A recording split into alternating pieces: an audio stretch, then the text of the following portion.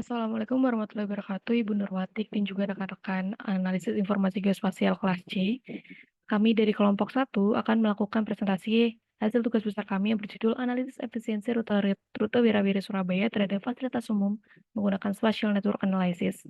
Sebelum itu, sehingga kami memperkenalkan diri kami terdiri dari Wildan Isanusi dengan NRP 01 dan saya sendiri Erina Triana Suronto NRP 17 dan juga rekan saya Oktaviani Bastian dengan NRP 1 dan rekan saya lainnya Farul Zakia Kambit Berpastio NRP 91.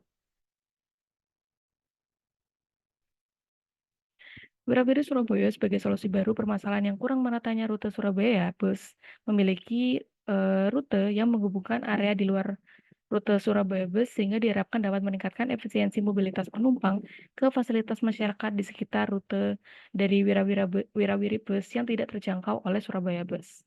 Untuk itu kami akan melakukan analisis efisiensi rute Wirawiri Bus Surabaya terhadap fasilitas umum yang ada di sekitar rute dari Wirawiri Surabaya tersebut. Baik, lalu di sini kami melampirkan dari rute Wirawiri yang terdapat pada aplikasi. Terdapat 7 rute yang pada hal ini kami berfokus hanya pada rute FD02 yaitu Maijen Sukono sampai ke Balai Kota.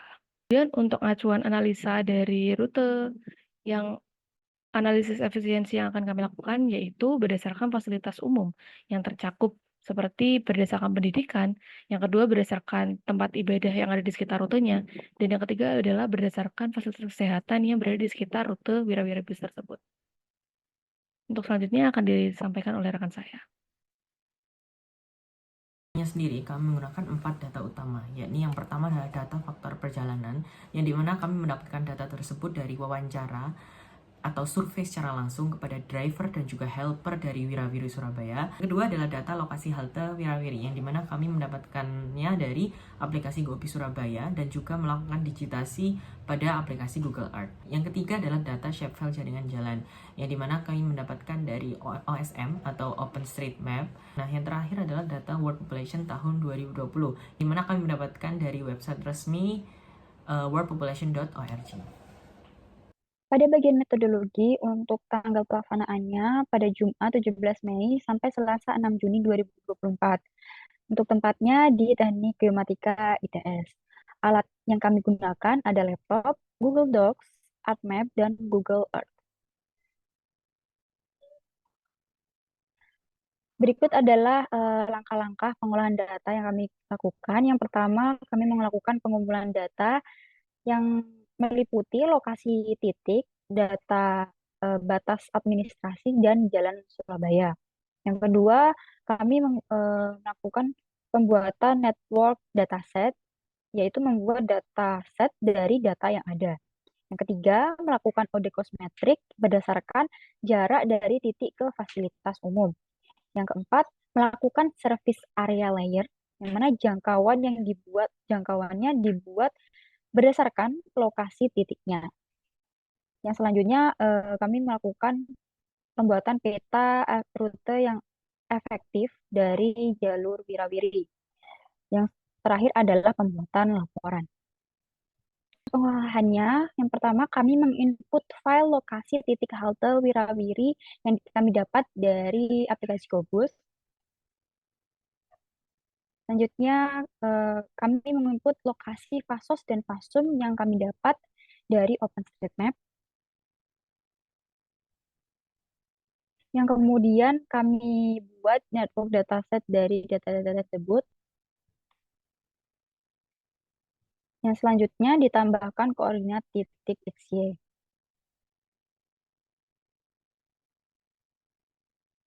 Setelah itu kami lakukan analisis service area layer.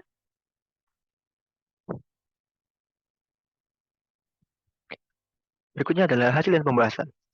Dari hasil pembahasan kami mendapatkan hasil dari wawancara dari sopir dan helper Wirawiri dengan kecepatan maksimal adalah 40 km per jam dengan catatan di arah TOW Unesa maksimal dari 50 km per jam. Titik kemacetan terjadi seringkali berada pada pusat kota. Kemudian untuk harga Wirawiri sendiri umumnya adalah 5.000, untuk pelajar atau mahasiswa 2.500 karena potongan diskon 50%. Sedangkan untuk lansia, balita, dan disabilitas gratis. Kemudian untuk catatan, Wirawiri ini ada beroperasi selama 1 tahun 3 bulan.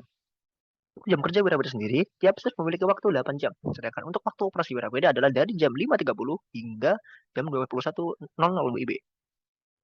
Yang mempengaruhi penumpang, yaitu adalah ada istirahat 18 menit untuk pergantian shift. Kemudian akan ditambahkan analis area dengan jangkauan di bawah 500 meter pada hasil berikut ini. Hasil berikutnya berkaitan dengan spatial dan network analysis, yang mana kami membuat peta 1/32.000 untuk visualisasinya. Kami juga melakukan density analysis, yang mana berupa kepadatan. Area kepadatan dibagi menjadi 4 jenis, yang itu rendah, sedang, padat, dan sangat padat. Untuk area rendah adalah berwarna hijau, sedang berwarna kuning, dan padat berwarna oranye, sangat padat berwarna merah. Kemudian menuju kepada network analisisnya, hasil dari service area layer pendidikan, yang mana sekolah yang terkena jangkauan dari rute ini adalah mencakup 5 SMA, 3 SMP, 2 SDN, dan 2 taman kanak-kanak.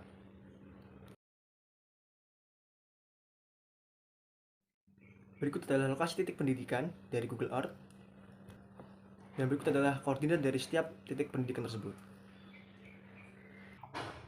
Dan berikut adalah hasil dari service area layer, yang fasilitas ibadah, yang mana terdapat 10 fasilitas ibadah yang terdekat dari jalur tersebut. Dan berikut adalah hasil dari service area layer pada fasilitas kesehatan, yang mana hanya mencakup satu fasilitas kesehatan saja, yaitu Puskesmas Dr. Sutomo. Selain dengan fasilitas kesehatan, ibadah, dan juga pendidikan, kami juga melakukan analisa pada lokasi yang bisa mempengaruhi efektivitas jalur Wirawiri, yaitu seperti fasilitas perkantoran, yang mana meliputi PT Taspen, Kantor Hukum Penamaan Pemerintah Agung, dan juga Rumah Air Surabaya, Dispora Jawa Timur, Kantor Kelurahan Embong Kaliasin, Gedung Negara Gerhadi, hingga Kanwil Kementerian Hukum dan HAM, yang mana lokasi perkantoran tersebut dapat mempengaruhi fasilitas jalur yang dapat membuat kemacetan ataupun bisa jadi memperlambat jalur Wirawiri tersebut. Kemudian ada juga kami menginput keterjangkauan dengan landmark, yang mana rute Wirawiri tersebut melewati Monumen Bambu Runcing, Alun-Alun Surabaya, Monumen Panglima Besar Jenderal Sudirman, hingga Monumen Kapal Selam, yang mana tentunya landmark akan mempengaruhi efektivitas rute Wirawiri yang dapat memperlambat ataupun juga membuat penumpang turun lebih banyak. Kemudian untuk yang terakhir adalah lokasi perbelanjaan, yang mana rute Wirawiri ini melewati atau mendekati dengan area perbelanjaan, yaitu Ciputra Surabaya, Pasar Pakis Surabaya, Pasar Keputaran Utara, dan juga Grand City Mall Surabaya.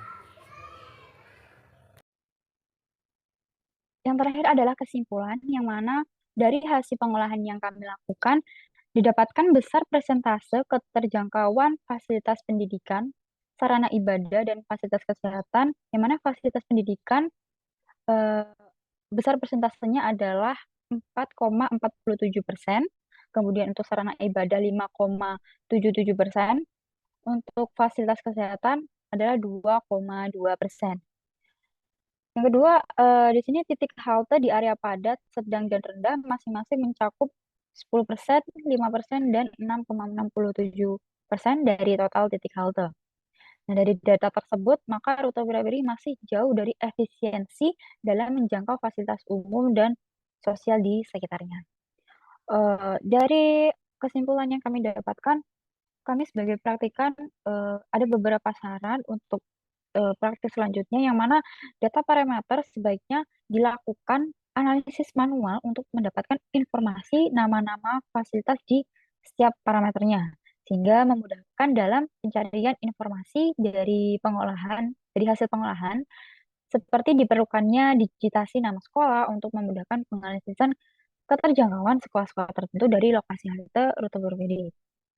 Nah, untuk data manual juga harus memberikan informasi yang akurat, dikarenakan data yang didapat dari batas administrasi INA Geoportal masih tergolong kurang update, sehingga beberapa titik koordinat fasilitas masih belum terdapat nama dari fasilitas tersebut.